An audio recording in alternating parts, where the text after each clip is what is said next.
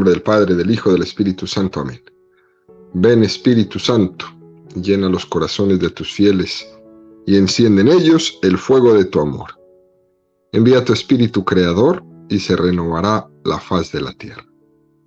Estamos estudiando el Catecismo de la Iglesia Católica, su primera parte, la profesión de la fe. Segunda sesión, la profesión de la fe cristiana. Capítulo primero, creo en Dios Padre. Artículo primero, creo en Dios, Padre Todopoderoso, Creador del cielo y de la tierra.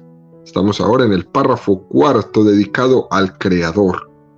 En este párrafo hemos recorrido 46 números del Catecismo desarrollándolo. Hoy estamos terminando el quinto apartado que lo hemos dedicado al tema del misterio de la creación. Y profundizaremos hoy en los números 309 a 314 con el tema que tiene como título La providencia y el escándalo del mal. Número 309 del Catecismo dice: si Dios, Padre Todopoderoso, Creador del mundo, ordenado y bueno, tiene cuidado de todas las criaturas, ¿por qué existe el mal? A esta pregunta tan apremiante como inevitable, tan dolorosa y misteriosa, no se puede dar una respuesta simple. El conjunto de la fe cristiana constituye la respuesta a esta pregunta. La bondad de la creación, el drama del pecado, el amor paciente de Dios que sale al encuentro del hombre con sus alianzas, con la encarnación redentora de su Hijo, con el don del Espíritu Santo, con la congregación de la Iglesia, con la fuerza de los sacramentos, con la ayuda de una vida bienaventurada que las criaturas son invitadas a aceptar libremente, pero a la cual también libremente, por un misterio terrible, pueden negarse o rechazar. No hay un rasgo del mensaje cristiano que no sea, en parte, una respuesta a la cuestión del mal. Bueno, pues un número un poco extenso, pero supremamente profundo, queridos amigos. El escándalo del mal, dice el Catecismo, es una cuestión dolorosa y misteriosa, a la que no se puede dar una respuesta simple o simplista. No podemos decir porque sí, ¿no? Hay quien se acerca a las Sagradas Escrituras muy dado al mundo de las sectas, buscando un recetario de respuestas. Por eso nosotros debemos rechazar categóricamente toda pregunta que digan o que te hagan eso donde dice en la Biblia. Eso nosotros los cristianos, los católicos, lo tenemos que rechazar, porque la Biblia no es un instrumento de recetas, no es el libro de cocina, no es el libro de las respuestas. No hagamos de Dios un instrumento de discordia, preguntándole a todo el mundo en dónde dice eso en la Biblia. No. Claro que la Sagrada Escritura responde a los interrogantes del hombre, pero no es en un sentido de saciar sus curiosidades. Hay veces tenemos que ser bastante categóricos aquí con algunos hermanos de estos que andan por ahí buscando en la Biblia las respuestas de todo. Hay que decirles: hermano, deje de ser tan necio. Deje de estar saciando sus curiosidades en la Sagrada Escritura, porque eso es una falta de respeto a Dios. La Sagrada Escritura ha sido entregada en nuestras manos para dar respuesta a lo que el hombre necesita para salvarse, no a todas sus curiosidades. Mientras eso esté claro, la Sagrada Escritura la vamos a tener en el lugar que se merece en nuestra vida. De resto, se puede convertir la Sagrada Escritura en un lugar de discordia, totalmente opuesto a Dios. Deje de tomar la Escritura para saciar sus curiosidades. La Sagrada Escritura no nos ahorra el misterio, sino que nos ayuda en nuestro recorrido interior personal de conversión para hallar las respuestas, pero no nos ahorra el misterio. Por eso hay veces preguntan, ¿y eso dónde dice la Biblia? Pues no sé. No sé por qué es que la Sagrada Escritura no me ahorra el misterio. Necesito escudriñarlo. Si no fuera así, entonces nosotros seríamos unos meros espectadores de nuestra historia de salvación. No seríamos actores de nuestra historia de salvación. Si todo lo dijera en la Biblia, entonces nosotros somos espectadores. Dedíquese a leer y ya. La Sagrada Escritura nos introduce en el drama de la vida humana y nos ayuda a vivirlo, pero no nos da la respuesta de todo, o por lo menos no tan evidente. Nos pone delante de Dios y nos hace entender que solo cuando somos santos, cuando somos humildes, estamos en camino de conversión, vamos teniendo la capacidad de entender algo. De resto, ¿para qué le sirve estar con la Biblia en la mano, dando respuestas de todo lo que sucede según usted, porque lo dice la Biblia, pero usted vive en pecado mortal? ¿Para qué? Sin esta actitud de conversión, lo que se escuche, lo que se vea, lo que se lea, lo que se predique, lo que usted quiera, le sirve de poco o de nada, para ser más específico. Por lo tanto, queridos amigos, toda la Sagrada Escritura, toda, entera, es una respuesta al problema del mal. No es que lo diga en un versículo o en un libro específico, no. Toda la Escritura en su conjunto es una respuesta al problema del mal. La vida de Cristo es una respuesta al problema del mal. Por lo tanto, ¿qué debemos hacer? Empaparnos de Cristo, empaparnos del Espíritu Santo, empaparnos de la Escritura, empaparnos de las bienaventuranzas. Ante el misterio del mal, queridos amigos, hay que arrodillarse. Y hay que tener una decidida determinación de convertirme.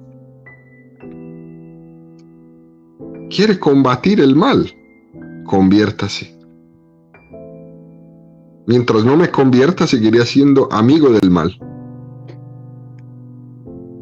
Por tanto, repetimos nuevamente, todo el Evangelio, toda la Escritura es una respuesta a la cuestión del mal.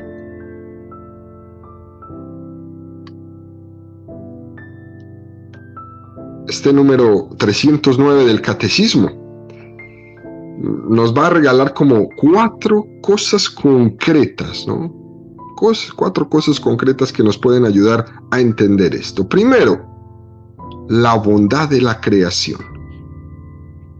La bondad de la creación. Segundo, que existe un drama del pecado. Tercero, el amor paciente de Dios que sale al encuentro del hombre. Dice el Catecismo, sale al encuentro con alianzas, con la encarnación redentora de su Hijo, con el don del Espíritu, con la congregación de la Iglesia, con la fuerza de los sacramentos, con la llamada a una vida bienaventurada. Fíjese cómo este Dios, mi Creador, mi Padre, ha estado todo el tiempo trabajando, como lo hemos mencionado en otros programas. Dios no se cansa, es paciente su amor para encontrarse conmigo. Se encontró en la alianza con Moisés en el Sinaí y se encontró en la alianza de la encarnación de su Hijo en Belén, en la cueva de Belén. Y en Pentecostés, cuando envió el Espíritu Santo, con el nacimiento de la Iglesia.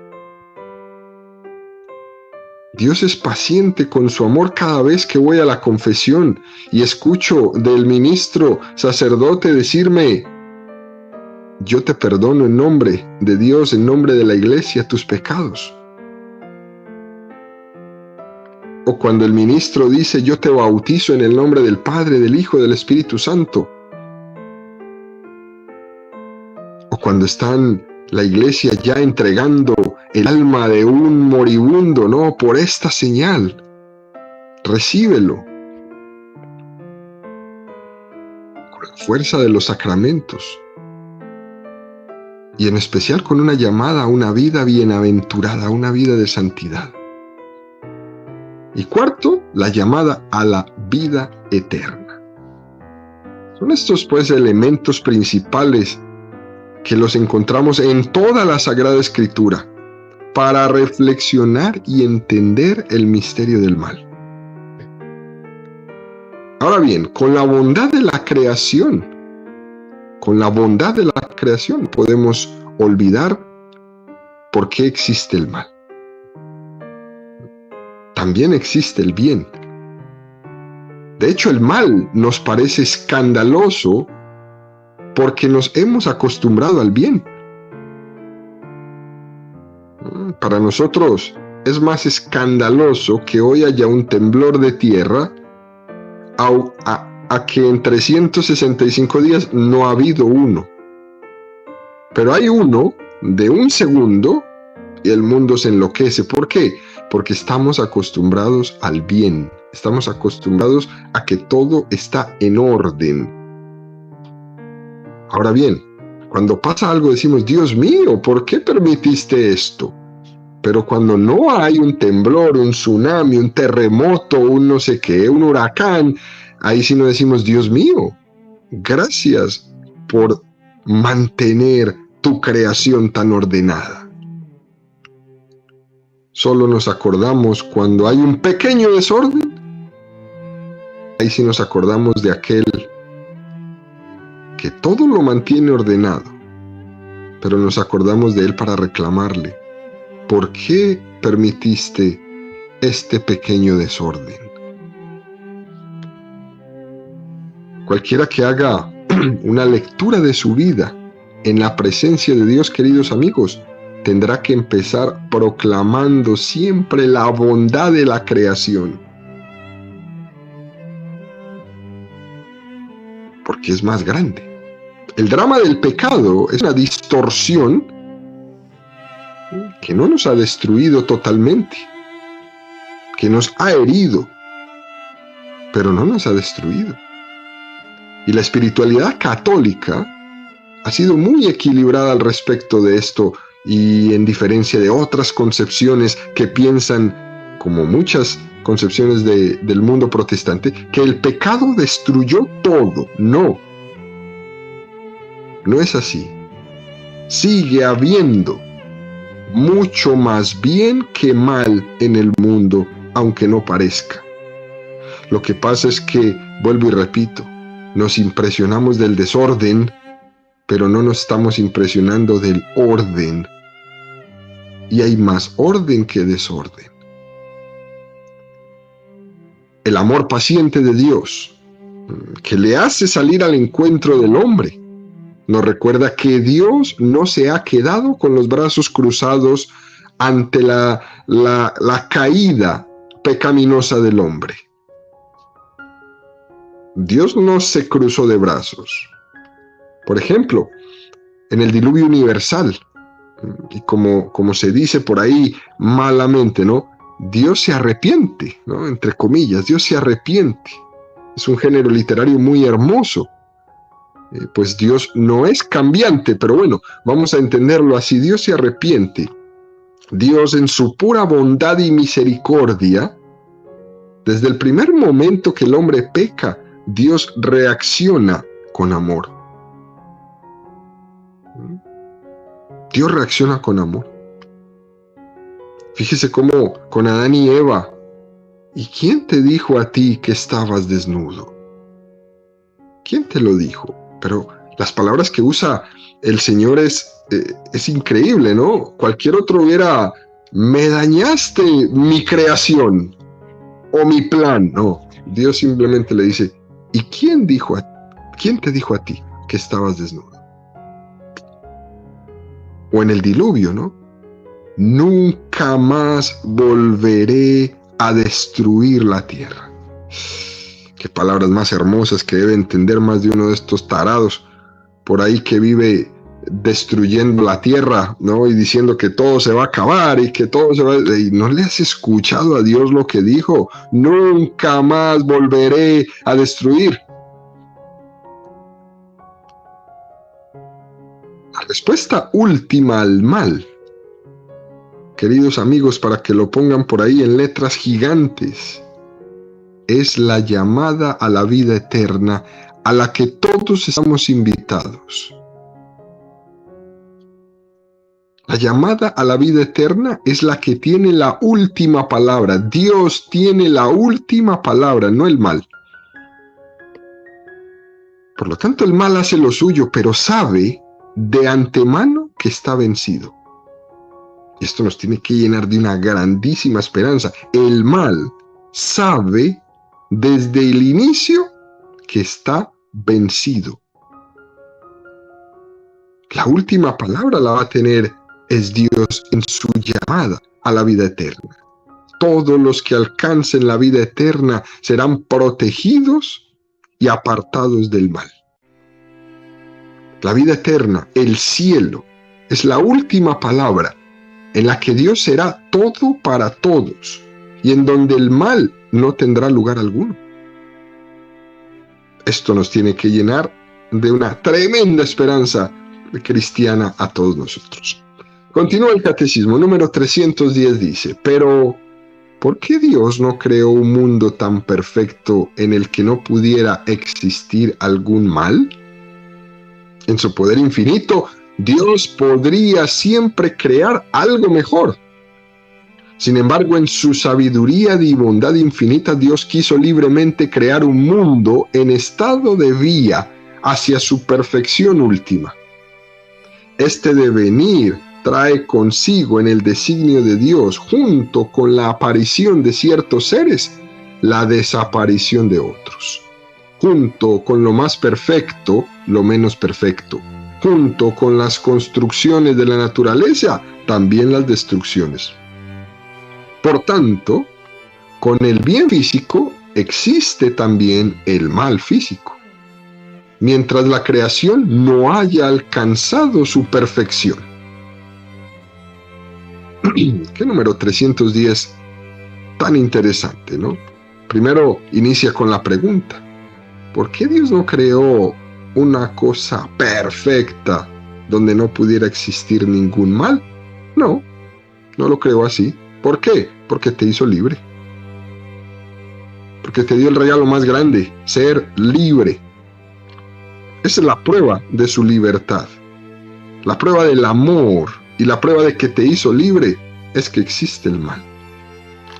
Es que puedes decidir si eres bueno o si no eres bueno. Y esa libertad del hombre son las manos atadas de Dios. También este número nos hace referencia al mal físico, también al mal moral. Así como existe, dice aquí, el bien físico, también existe el mal físico, mientras la creación no haya alcanzado su perfección. Es decir, que siempre estará como lo opuesto.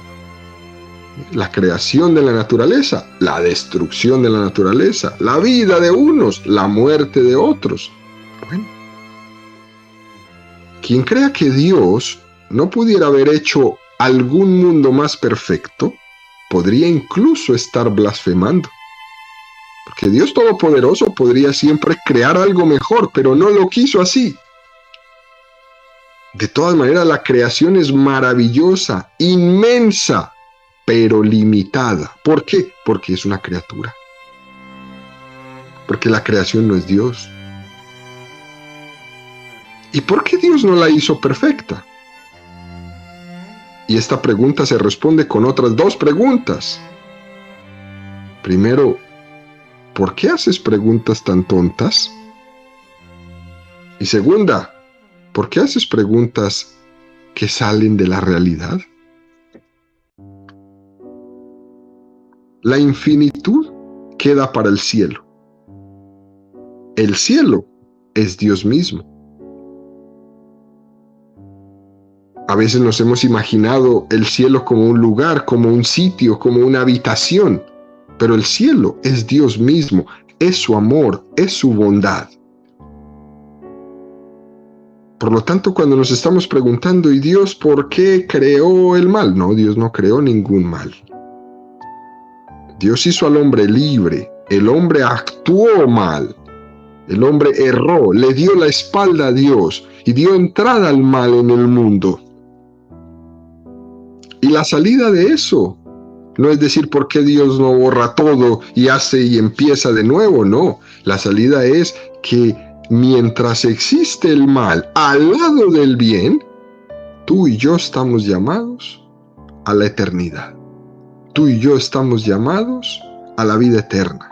Tú y yo estamos llamados a la bienaventuranza, aunque esté el mal a mi lado. Nos pintan este cielo un poco raro, así, ¿no?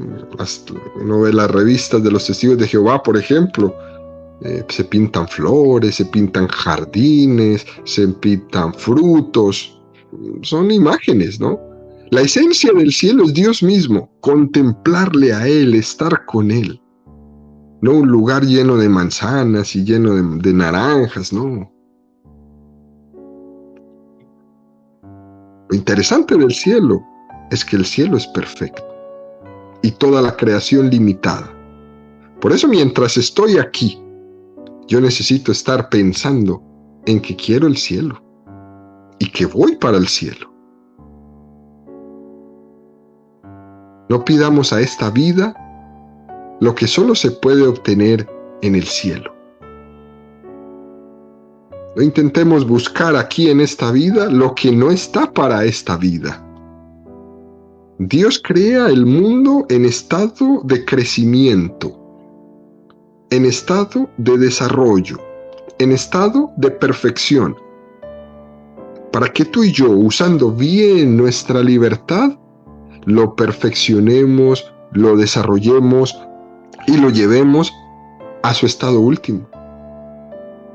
Y el gran equilibrio de la vida es esta expresión tan hermosa: hay que morir para poder vivir.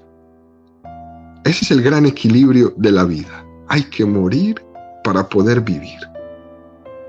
Lo que Jesús toma como imagen el Evangelio, pues también es una ley de la naturaleza, como se ve en las semillas. Hay que morir para vivir. Usted toma la semilla, usted hace el hoyo en la tierra, mete la semilla y la tapa. Esa semilla se tiene que morir.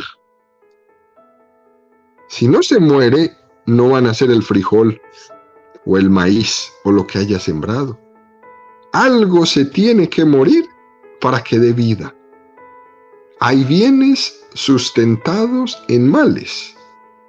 Males físicos de naturaleza que son caducos y que son antesala de los bienes. Hay que padecer una enfermedad para poder santificarme. Sí. La enfermedad puede ser el instrumento número 1 para mi conversión. Sí. La enfermedad puede ser la escalera para el cielo. Sí. Por lo tanto, ¿qué debo de hacer?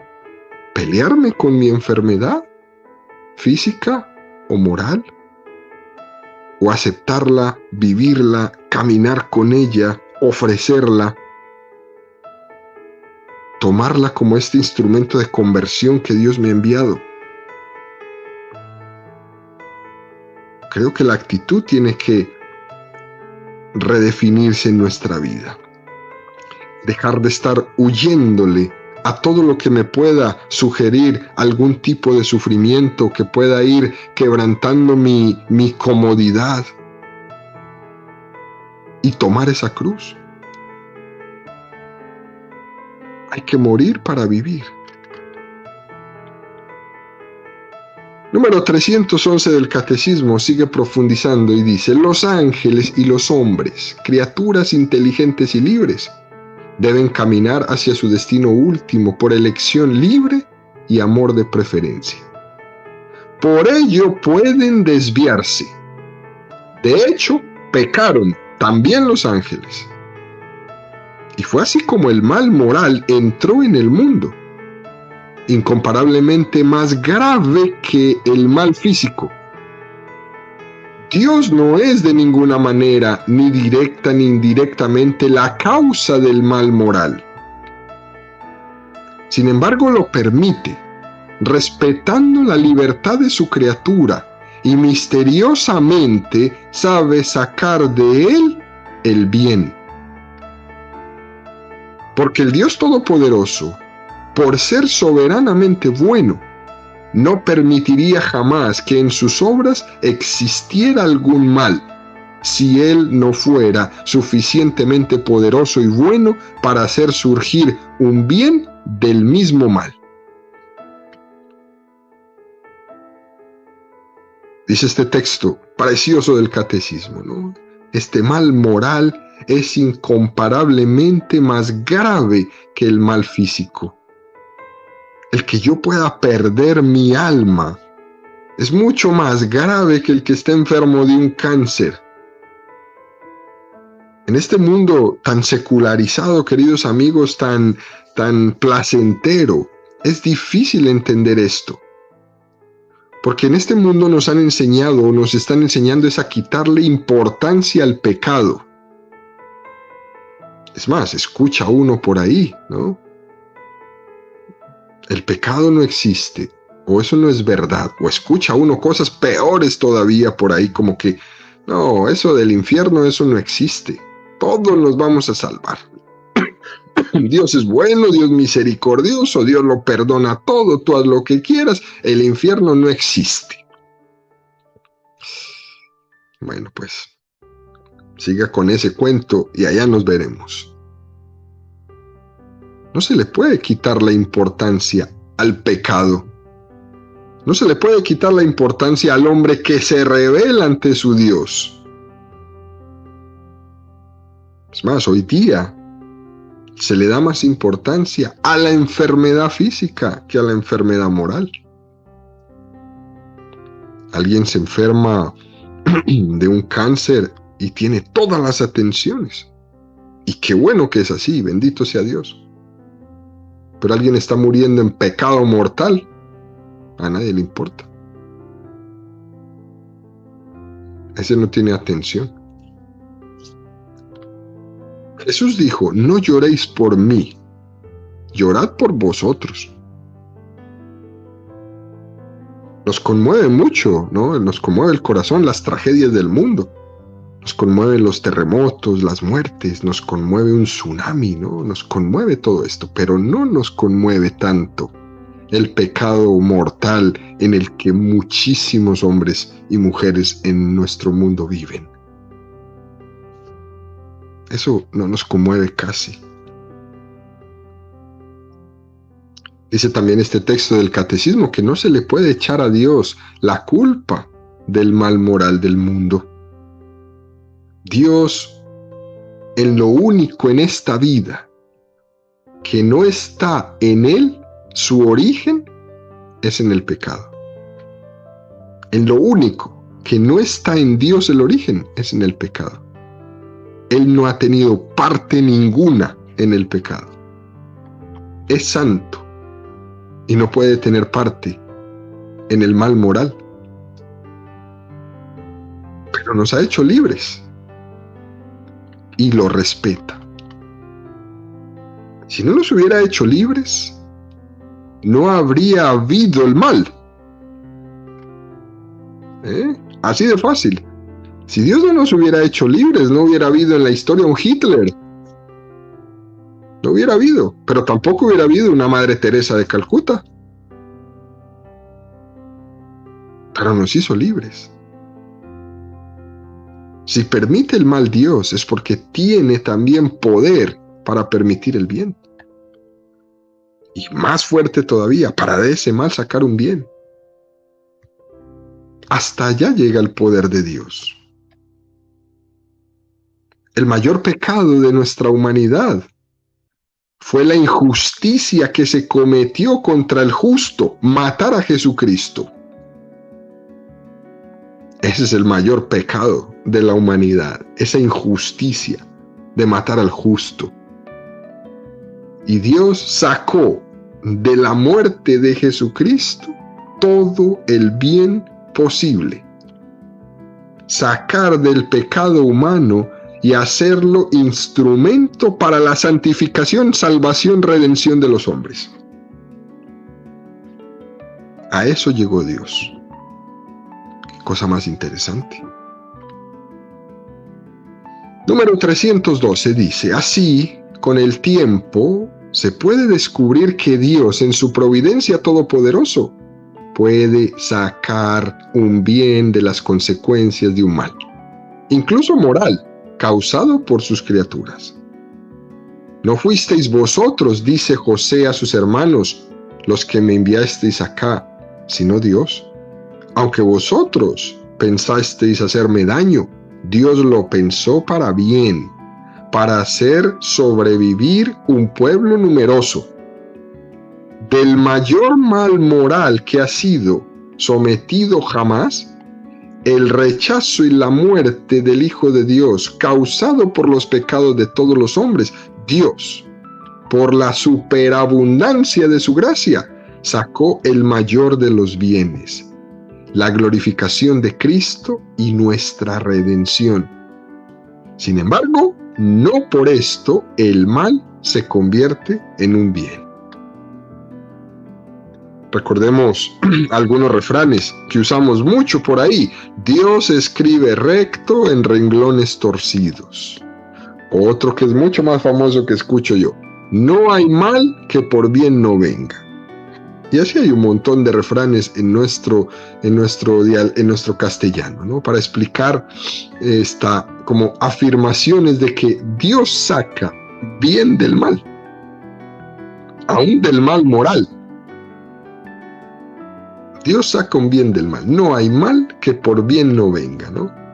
Que Dios saque provecho para nosotros de nuestros pecados es mucho más misterioso. Se menciona en este texto el caso de José de Egipto, el hijo pequeño de Jacob, que ya en algunas ocasiones hemos hablado de él. Y José recuerda a ese inocente vencido por nosotros, Jesucristo. José es imagen de Jesucristo. Una vez que él llega allá, una vez que supera todas las dificultades, una vez que el faraón le nombra gobernador de Egipto, una vez que José manda a sus hermanos porque están muriendo de hambre y él los reconoce, y en vez de vengarse, los ama. Fue terrible que sus hermanos le hayan vendido como esclavo. Fue terrible llegar a Egipto y tener que abrirse brecha él solo, joven de 17 años. Fue terrible, fue fuerte. Pero él no usa esto y no usa su poder para vengarse de sus hermanos. Después va a usar su poder para salvarles la vida.